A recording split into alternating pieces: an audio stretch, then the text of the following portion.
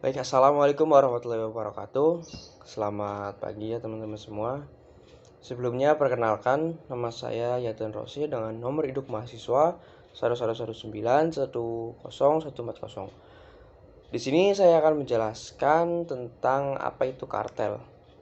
Dan sebelum itu, saya membuat video ini adalah bertujuan untuk memenuhi persyaratan untuk UAS di semester 6 di mata kuliah Ekonomi Internasional yang diampu oleh Ibu Fitri. Baik, apa itu kartel? Kartel adalah sekelompok produsen pasar sekelompok produsen pasar yang independen yang bekerja satu sama lain untuk meningkatkan keuntungan dan mendominasi pasar. Kartel biasanya merupakan asosiasi dalam bidang bisnis yang sama dan merupakan aliansi para pesaing. Jadi para pesaing itu berkumpul menjadi satu untuk menjadi suatu aliansi tertentu.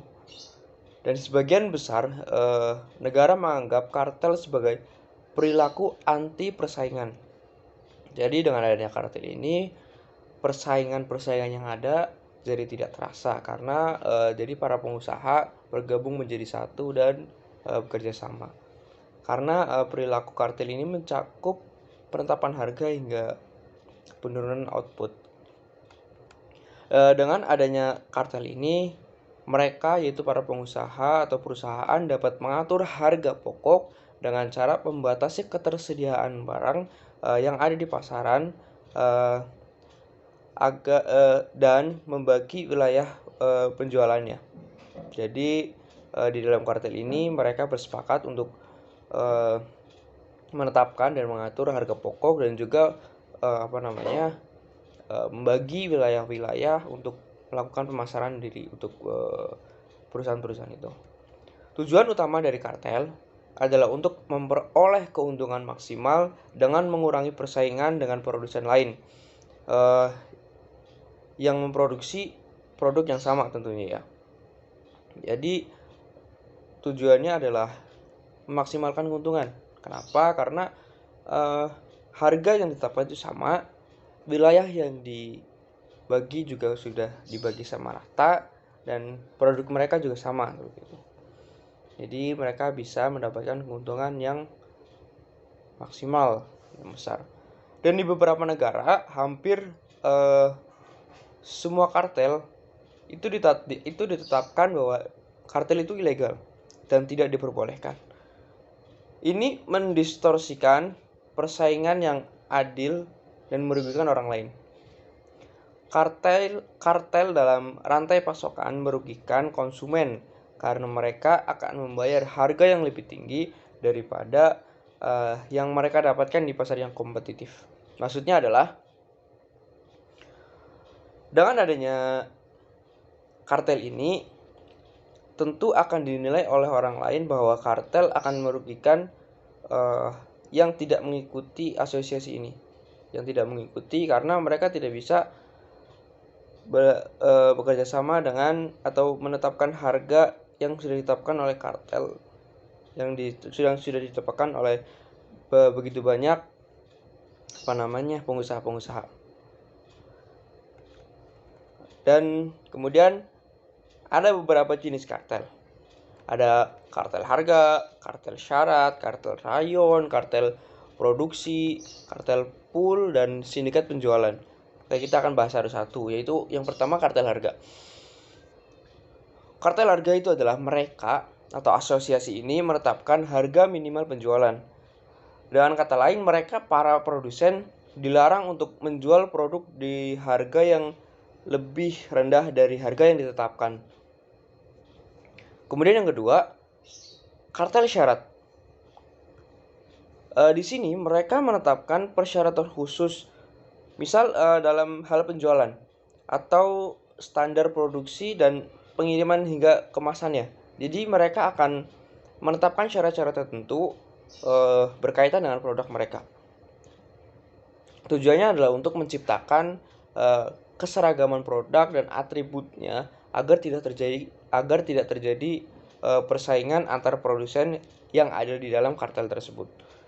Kemudian yang ketiga ada kartel rayon, yaitu mereka membagi berdasarkan wilayahnya beserta harga masing-masing di wilayah-wilayah tersebut. Jadi produsen lain dilarang untuk menjual di daerah yang selain ditetapkan. Jadi masing-masing produsen sudah memiliki wilayah yang masing-masing untuk menjual produk-produk mereka. Jadi satu sama lain dilarang keras dan diharamkan untuk menjual di daerah selain yang sudah disepakati, yang sudah dibaginya gitu loh. Bagian dia dia tidak boleh di bagian temannya. Kemudian yang keempat ada kartel produksi. Kartel produksi itu mereka menyepakati jumlah produksi untuk setiap produsen. Tujuannya agar tidak terjadi kelebihan produk yang ada di pasar gitu. Jadi setiap bulan atau setiap harinya itu dibatasi produksinya agar tidak kelebihan dan juga tidak kekurangan kayak gitu. Karena misal kalau kelebihan itu akan menyebabkan harga yang ada di pasaran akan menjadi turun. Karena ada begitu banyak barang, pasti harganya pun akan turun dan itu sangat mengancam untuk bisnis mereka gitu ya. Kemudian yang kelima ada kartel pool, yaitu adalah keuntungan dari masing-masing anggota dikumpulkan sebagai kas dan kemudian mereka akan membaginya sesuai dengan perjanjian yang telah disepakati bersama. Jadi misal nih ada kartel yang ada 5 perusahaan gitu ya, misal 5 perusahaan besar yang bekerja sama atau yang mendirikan kartel gitu ya atau asosiasi, kemudian mereka mendapatkan keuntungan per bulannya dan disatukan sebagai kas dan kemudian setelah diperhitungkan mereka membaginya rata. Itu adalah kartel pool. Kemudian yang keenam ada sindikat penjualan. Masing-masing produsen atau anggota menyerahkan hasil produksinya ke pasar pusat dan kemudian akan dijual dengan harga yang sama gitu agar kemudian tidak ada terjadi persaingan gitu. Jadi produksi yang sudah dibatasi tersebut kemudian diserahkan ke pasar utama atau pasar induk gitu ya. Kemudian di pasar tersebut, di induk tersebut akan didistribusikan oleh mereka agar tidak terjadi persaingan yang berlebih kayak gitu. Nah, kemudian unsur-unsur yang ada di dalam praktek kartel. Itu yang pertama ada perjanjian dengan semua anggota. Maaf. Jadi di dalam kartel ini pasti di dalamnya akan ada suatu perjanjian di dalamnya.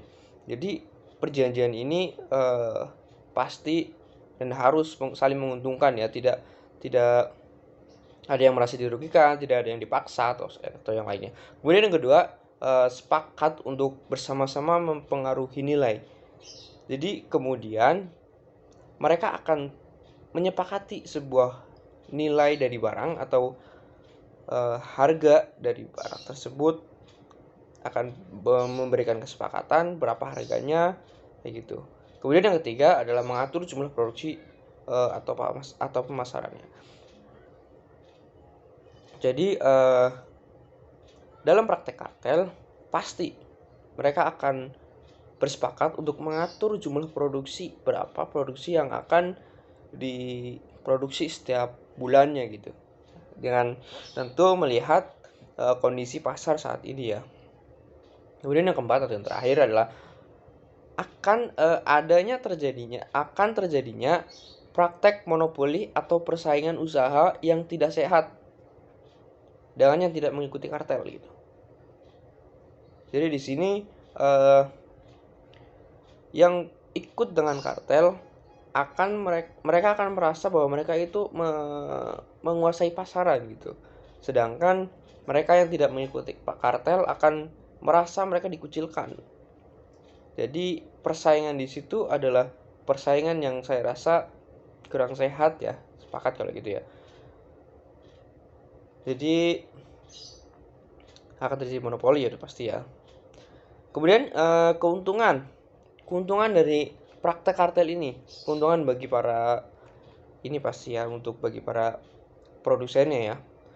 Yang pertama, dilaksanakan rasionalisasi. Kemudian yang kedua, kartel mempunyai posisi yang baik karena dapat mengendalikan harga. Yang ketiga, resiko penjualan yang dihasilkan dari resiko kapital para anggota dapat diminimumkan karena jumlah produksinya sudah dijamin jumlahnya ya, tidak akan lebih, tidak akan kurang gitu. Ini sudah dijamin di dalamnya. Jadi resiko-resiko yang ada bisa diminimalisirkan. Bahkan mungkin ya walaupun kecil kemungkinan bisa dihilangkan. Kemudian pihak karyawan dan manajemen masing-masing produsen akan menjadi lebih tenang karena tuntutan dan ketegangan yang timbul akan lebih mudah dikabulkan oleh pengusaha atau manajer dari perusahaan tersebut gitu. Kemudian di situ ada, selain keuntungan pasti ada kerugian. Nah, kerugiannya adalah yang pertama, adanya kekurang kompakan dari masing-masing anggota. Pasti saya rasa walaupun ini adalah produsen besar, mereka yang punya ilmu, mereka yang punya wilayah-wilayah, dan mereka yang punya kekuatan di situ, pasti mereka akan ada yang namanya ketidakkompakan. Walaupun ada 1-2 orang, tetap tidak ada ketidakkompakan, dan itu sangat berbahaya buat organisasi ya, terutama untuk internal organisasi, karena di situ akan terasa panas ya. Kemudian yang kedua, adanya kecurangan dari salah satu anggota untuk mendapatkan keuntungan dengan cara menurunkan harga.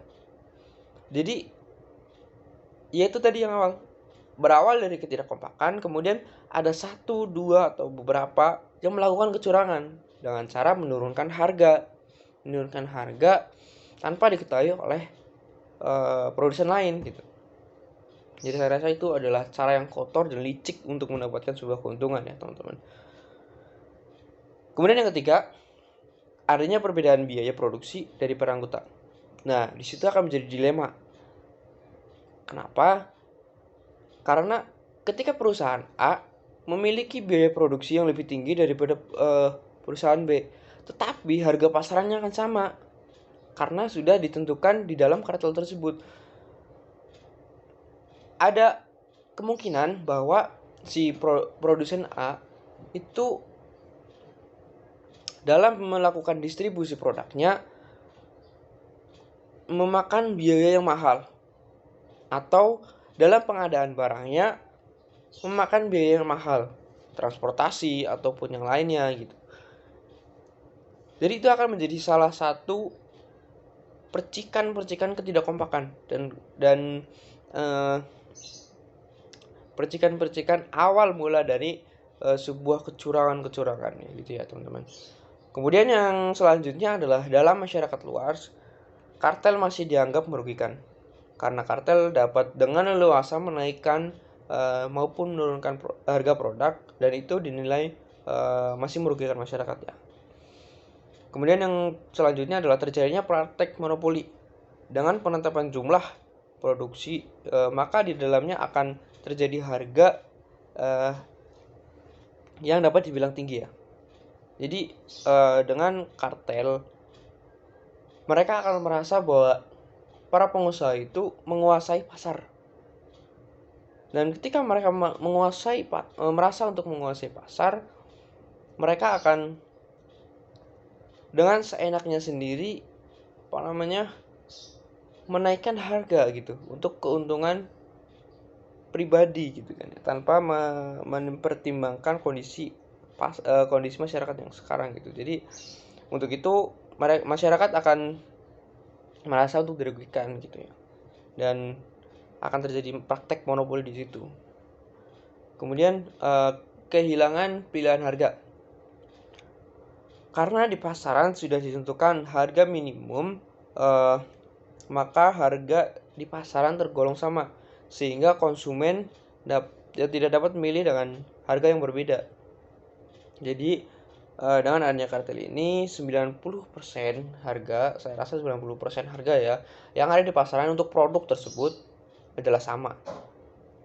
Jadi mereka kesulitan untuk memilih dan memilah harga-harga yang seharusnya ada perbedaan gitu kan. Kemudian ada beberapa penyebab yang membuat praktek kartel ini muncul gitu.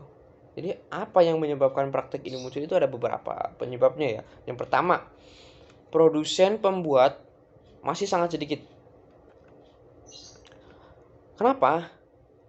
Agar tidak ada persaingan harga untuk produk untuk produk persaingan harga untuk produk yang sama gitu loh. Contohnya gini, ada 5 produsen gitar deh, bisa kita bilang gitar gitu.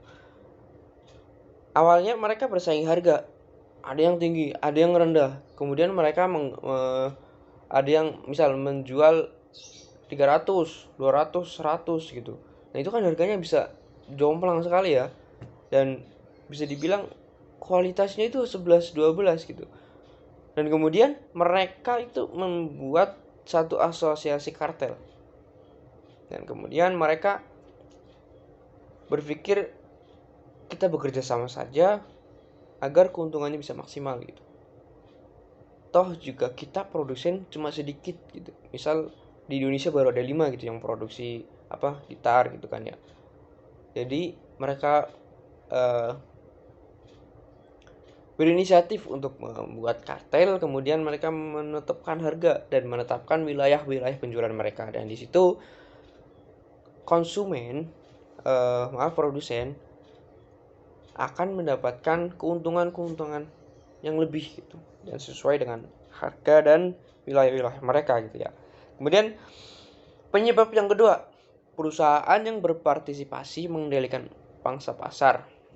Perusahaan yang berpartisipasi dapat mengendalikan pasang pasar gitu maksudnya. Hal ini memungkinkan mereka untuk mengontrol pasokan barang di pasar. Kemudian penyebab yang ketiga adalah permintaan yang bersifat inelastik. Maksudnya konsumen yang kurang sensitif terhadap perubahan harga yang terjadi ketika kartel menetapkan harga yang tinggi, konsumen tidak akan beralih ke produk lain gitu atau produk pengganti. Dengan cara ini anggota kartel mendapatkan pendapatan yang tinggi gitu.